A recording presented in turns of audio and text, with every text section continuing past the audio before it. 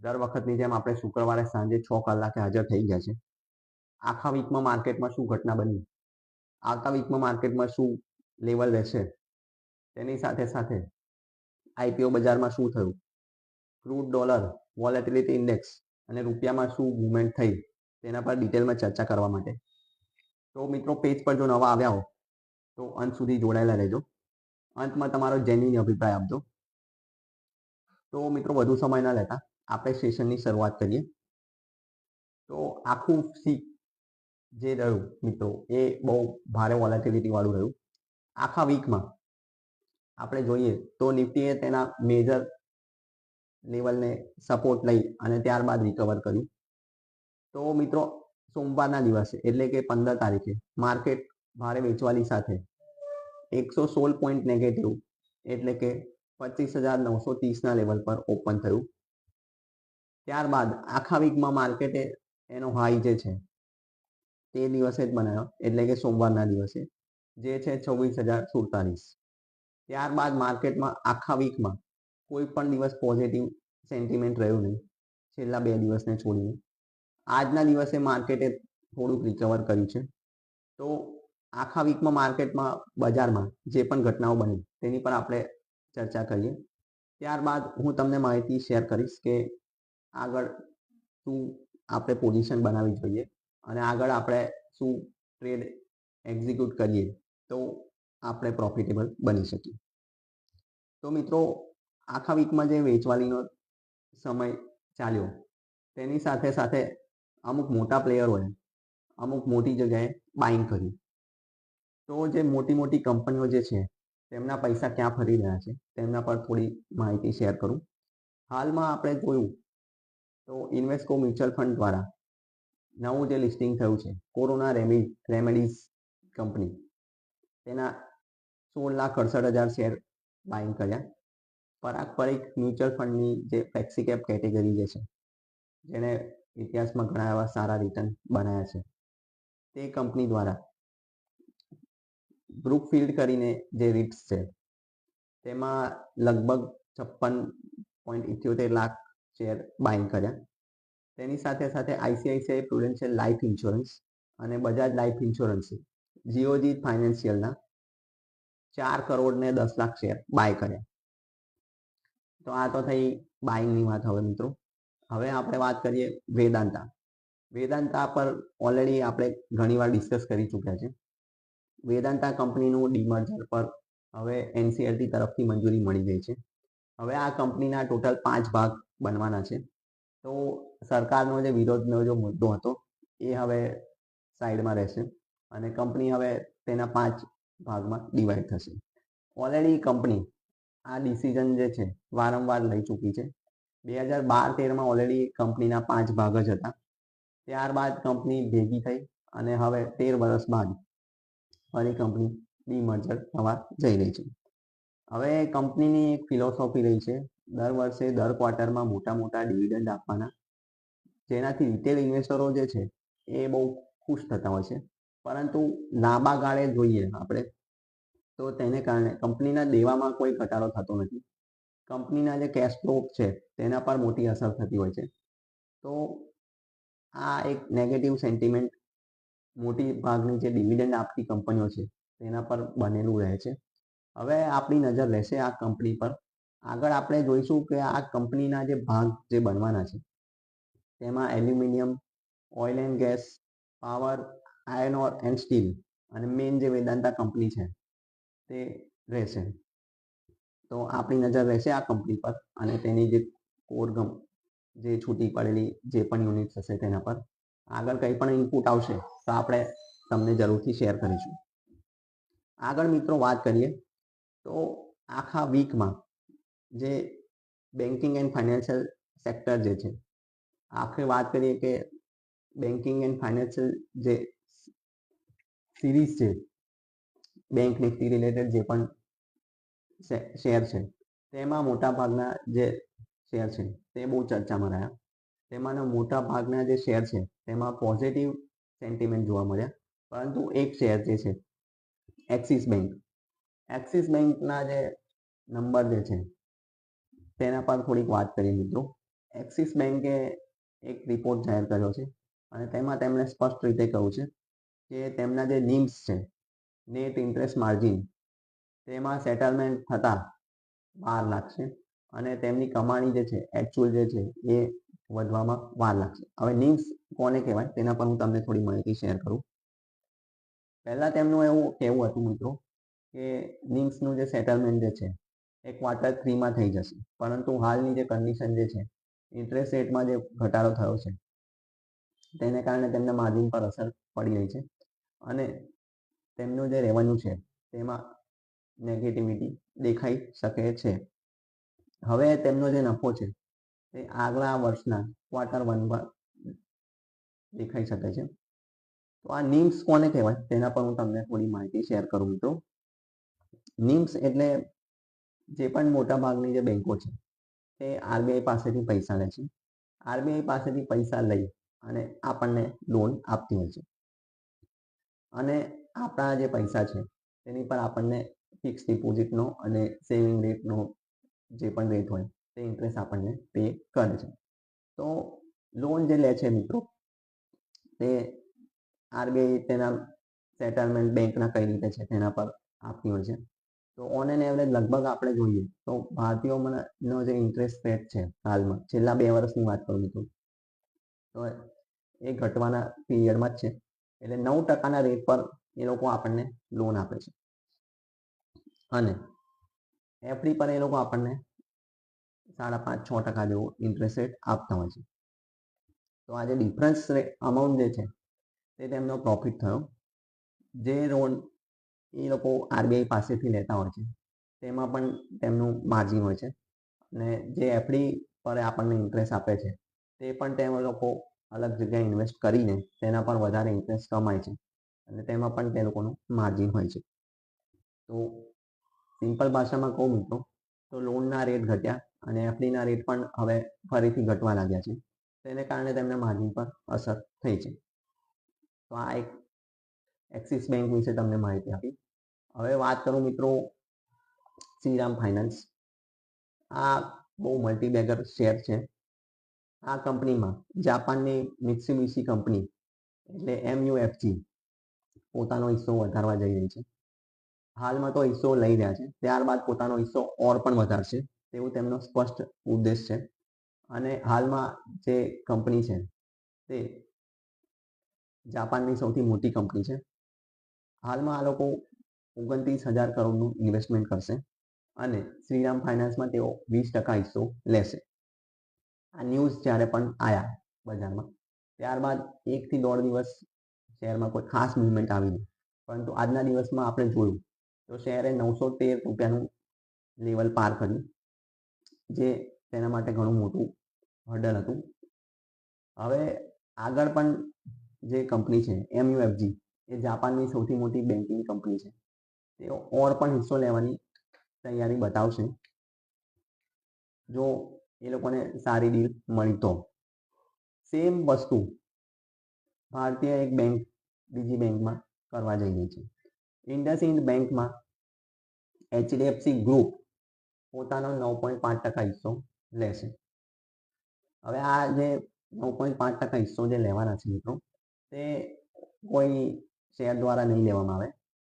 આ જે HDFC group છે તે HDFC મ્યુચ્યુઅલ ફંડ દ્વારા, HDFC લાઈફ ઇન્સ્યોરન્સ દ્વારા, તેમના પેન્શન ફંડ દ્વારા બાઇંગ કરશે. તો હાલમાં જે પણ બાઇંગ થશે તેને કારણે IndusInd બેંકના ઓપરેશનમાં HDFCનો કોઈ રોલ નહીં હોય. આ જે પણ હશે તે ટેકઓવર નહીં કહેવાય, કોઈ કંટ્રોલ બેંકનો નહીં રહે, પૂરેપૂરો કંટ્રોલ IndusInd બેંકનો જ રહેશે. આ એક લોંગ ટર્મ બેટ છે. તો આના પરથી આપણે ડિસિઝન લઈ શકીએ કે તમારે આગળ શું કરવું.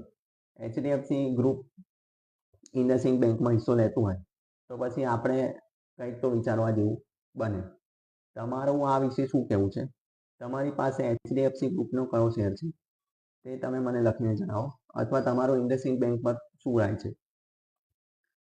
આગળ વાત કરીએ મિત્રો તો આ તો થઈ ભારતીય બેંક્સ અને ફાઇનાન્શિયલ સેક્ટરમાં. હવે હું વાત કરું મિત્રો, આજે બહુ મોટું એક ડિસિઝન જે પેન્ડિંગ હતું તેના પર આખરે મોહર લાગી ગઈ છે. જાપાન દ્વારા આખરે રેટ હાઇક થઈ ગયો અને 0.25 BPS વધારીને તેઓ પોતાનો રેટ 0.75 લઈ ગયા. હવે 30 વર્ષમાં તેઓનો આ સૌથી મોટો રેટ હાઇક છે મિત્રો. આ જે રેટ હાઇક છે તેને કારણે યુએસએના બજારો પર ગંભીર અસરો બની શકે છે. આ ગંભીર અસર બનવાનું એકમાત્ર કારણ એ છે કારણ કે લાંબા સમયથી જાપાનના જે બજાર છે તેમાં કોઈ રેટ હતો નહીં. 0 રેટ પર તે લોકોની બેન્કિંગ જે સર્વિસ છે તે લોન આપતી હતી. પરંતુ જે રેટ વધ્યો છે તેને કારણે મોટાભાગના જે જાપાનના જે બેન્કિંગના જે ઇન્વેસ્ટરો છે તેમને બેનિફિટ થઈ શકે છે, પરંતુ યુએસના જે મોટાભાગના જે ઇન્વેસ્ટરો છે તેમને લોસ થવાની સંભાવના છે કારણ કે જાપાનના જે બેન્કિંગના જે નિયમો હતા, 0 રેટ પર લોન આપતા હતા, તેને કારણે મોટાભાગના જે યુએસના જે ઇન્વેસ્ટરો હતા તે જાપાનમાંથી લોન લઈ અને યુએસએના બજારમાં રોકતા હતા. તો યુએસએનું બજાર આની પર મોટું રિએક્શન આપી શકે છે. તેની સામે આપણો બજાર તેને પોઝિટિવ લઈ શકે છે એક જ કન્ડિશનમાં, જ્યારે આપણો રૂપિયો સ્ટેબલ થાય ત્યારે. જ્યારે આપણો રૂપિયો સ્ટેબલ થશે ત્યારબાદ જ આપણે આ સિચ્યુએશનનો એડવાન્ટેજ લઈ શકીશું. હવે આપણે આપણા રૂપિયાની વાત કરીએ મિત્રો, તો રૂપિયોએ આ સપ્તાહમાં નવો લાઈફ ટાઈમ લો બનાવ્યો અને આપણો જે લાઈફ ટાઈમ લો છે મિત્રો 91.08. આ આપણો રૂપિયાનો લાઈફ ટાઈમ લો છે જે આપણે બનાવ્યો 17 તારીખે. ત્યારબાદ આપણે શાર્પ રિકવરી કરી છે 2 દિવસમાં. આજના દિવસનો આપણું જે રૂપિયાનું લેવલ જોઈએ તો 89.66 છે. ત્યાંથી લગભગ આપણે ઓલ ટાઈમ લોથી આપણે 1.42 રૂપિયાની રિકવરી કરી છે. તો આ જે રિકવરી કરી છે મિત્રો તેની પાછળ આરબીઆઈની મોટી રણનીતિ છે. ઓપન માર્કેટ ઓફર દ્વારા તેઓએ 1 લાખ કરોડના બોન્ડ ખરીદ્યા છે, જે આપણે ઓલરેડી ગયા વીકના સેશનમાં ડિસ્કસ કરી ચૂક્યા હતા. હવે આગળ મિત્રો આપણા બજાર માટે શું ઇન્ડિકેશન બની શકે છે? તો રૂપિયો આપણો સ્ટેબલ થાય, જાપાનની જે ડિસિઝન આવ્યું છે તેને કારણે જો યુએસએના બજાર પર નેગેટિવ ઇમ્પેક્ટ આવે તો આપણા બજાર પર તેની નેગેટિવ ઇમ્પેક્ટ આવવાની પૂરેપૂરી સંભાવના છે. પરંતુ જો યુએસએનો ડોલર વીક પડે તો આપણે તેનું બેનિફિટ થઈ શકે છે, પરંતુ હાલમાં તેની કોઈ સંભાવના લાગતી નથી. તો જ્યારે આપણો રૂપિયો સ્ટેબલ થશે ત્યારે આપણે બજારમાં થોડીક પોઝિટિવિટી આવશે.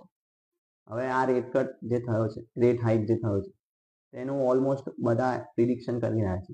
સેન્ટિમેન્ટ જે બતાવે છે તેના મુજબ યુએસએના માર્કેટમાં નેગેટિવિટી થોડાક સમય માટે આવી શકે છે. તો તેને કારણે આપણે જોઈશું કે ગોલ્ડના જે પ્રાઇસ છે એ ઉપર જઈ શકે છે. આખા વીકમાં ગોલ્ડ જે છે એ નેરો રેન્જમાં રહ્યું. સ્ટીલ એનો ઓલ ટાઈમ હાઈ ટચ કર્યો 1,34,601નો અને 1,32,000 થી 1,34,000ની 2,000 રૂપિયાની રેન્જમાં રહ્યું.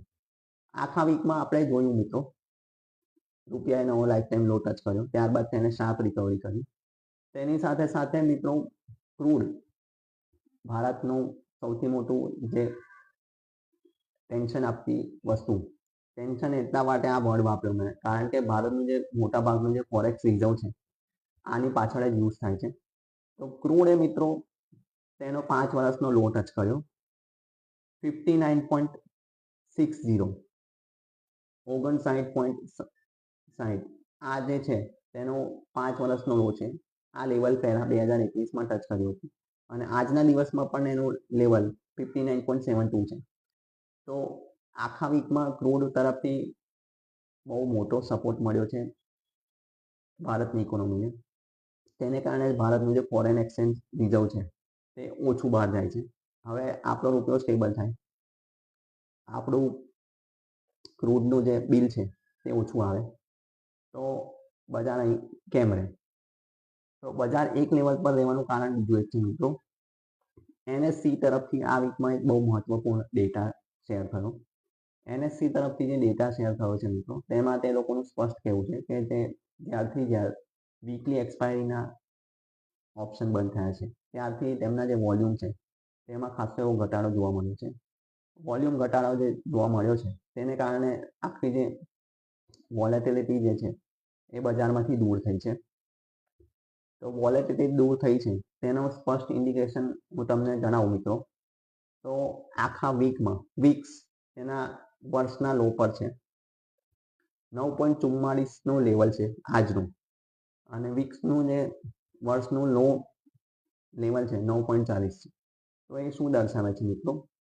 તો વીક્સ એ દર્શાવે છે મિત્રો કે બજારમાં જે પેનિકનો માહોલ જે છે તેને કારણે વોલ્યુમ જે છે એ ખૂબ ઘટી ગયા છે. હાલમાં આપણે જોઈએ મિત્રો તો આખા વીકમાં એફઆઈએ વેચવાનું બંધ કર્યું છે અને બાઇંગ સ્ટાર્ટ નથી કર્યું, માત્ર વેચવાનું બંધ કર્યું છે. આખા વીકમાં મિત્રો એફઆઈ દ્વારા 250 કરોડનું કેશમાં સેલિંગ થયું છે. આ આંકડો એટલા માટે પોઝિટિવ છે કે આખા વીકમાં ઓલાના જે ઓનર છે તેના દ્વારા હેવી સેલિંગ થયું છે. તો એફઆઈની પોઝિશન કદાચ એમાં પણ બની શકે છે. તેને કારણે એવું બન્યું છે કે 2-3 દિવસમાં એફઆઈ દ્વારા પોઝિટિવ આંકડા આવ્યા છે, પરંતુ એને એવું ના ઇન્ડિકેટ કરી શકાય કે એફઆઈ દ્વારા બાઇંગ સ્ટાર્ટ થઈ ગયું છે. તો 250 કરોડનું નેટ કેશમાં સેલ બતાવે છે એફઆઈ દ્વારા. તેની સામે ડીઆઈનું રેકોર્ડ બાઇંગ ચાલુ જ છે. 12,060 કરોડનું આખા વીકમાં ડીઆઈનું બાઇંગ છે. તો મિત્રો હવે આગલા વીકમાં શું ઇન્ડિકેશન બની શકે છે? કારણ કે એફઆઈનું બાઇંગ જો સ્ટાર્ટ થાય તો આગામી સપ્તાહમાં આપણે ફરીથી તેજીના મૂડમાં આવી શકીએ છીએ. પરંતુ તેની સાથે આપણે 2 ઇન્ડિકેશન ખાસ જોવાના. એક છે યુએસએની ચાલ, કઈ રીતે યુએસએનું બજાર બિહેવ કરે છે, પ્લસ આપણો રૂપિયો કઈ રીતનું એક્ટ કરે છે. હાલમાં આપણો રૂપિયો 91 થી 89.60 પર ટ્રેડ કરી રહ્યો છે, જે બજાર માટે પોઝિટિવ કહી શકાય.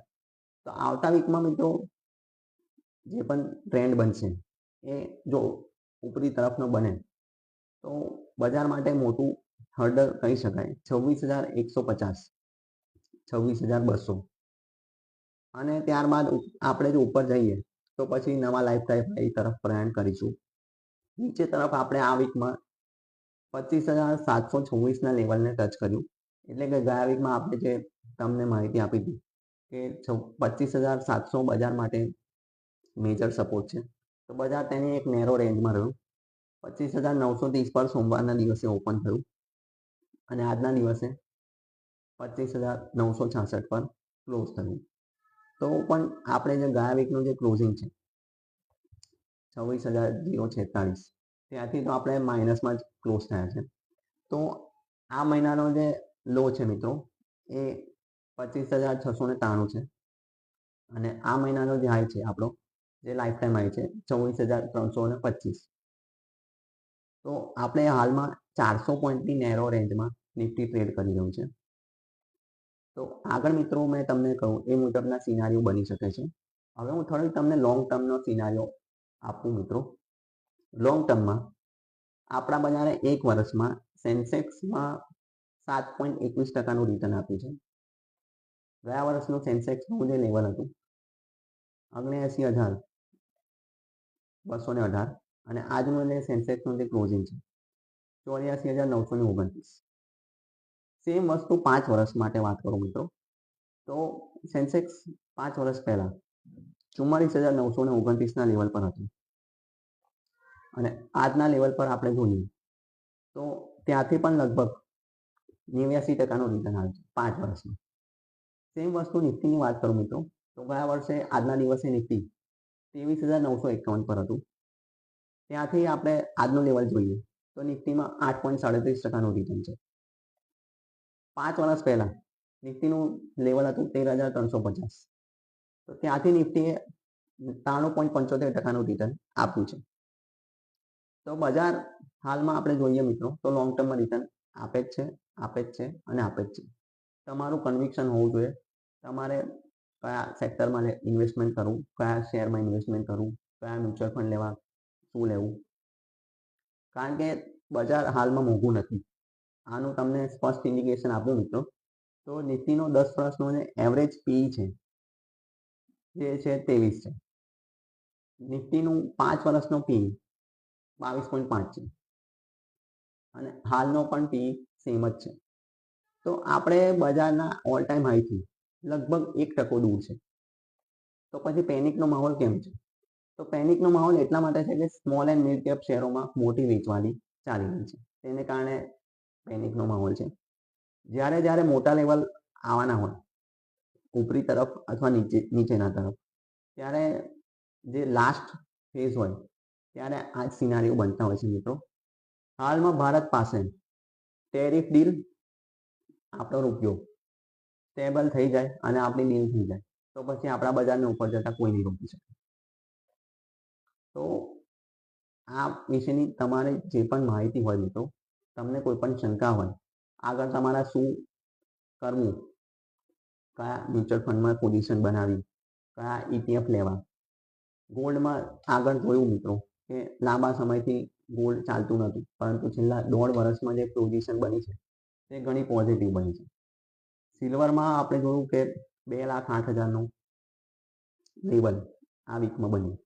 તો આગળ ગોલ્ડ અને સિલ્વરમાં હાલમાં તો કોઈ મોટા કરેક્શન દેખાતા નથી. જ્યાં સુધી મોટા લેવલ પર, વૈશ્વિક લેવલ પર ઉથલ પાથલ ચાલુ રહેશે ત્યાં સુધી ગોલ્ડ અને સિલ્વરમાં મોટું પેનિક સેલિંગ નહીં આવે. તો ગોલ્ડ અને સિલ્વરમાં પણ તમે તમારું બાઇંગ ચાલુ રાખો. કઈ રીતે કરવું છે એ ઓલરેડી આપણે તમને માહિતી શેર કરીએ જ છે. ગોલ્ડ અને સિલ્વરમાં બાઇંગ કરવું હોય તો ETF is the best way. તમારી કોઈ પણ પોઝિશન બનાવી હોય મિત્રો, કોઈ પણ સેક્ટર સંબંધિત તમારા કોઈ પણ સવાલ હોય તો તેના માટે તમે અમને અહીંયા પૂછી શકો છો, અમે તમને માહિતી આપીશું. તો તમારા કોઈ પણ સવાલ હોય તો તે તમને અમને અહીંયા પૂછી શકો. તમારો જેન્યુઇન અભિપ્રાય પેજ પર જરૂરથી આપશો. આ હતું આપણું આ વીકનું માર્કેટ વીકલી અપડેટ. હવે આપણે મળીશું આવતા વીકમાં. આવતું વીક જે છે એ શોર્ટ રહેશે. 25 ડિસેમ્બરના દિવસે માર્કેટમાં રજા રહેશે. તો આવતા સપ્તાહે આપણે મળીશું 26 તારીખે સાંજે 6 કલાકે. તમારા કોઈ પણ સવાલ હોય તમે અમને પ્રસ્તુત કરી શકો છો. જય હિન્દ, વંદે માતરમ.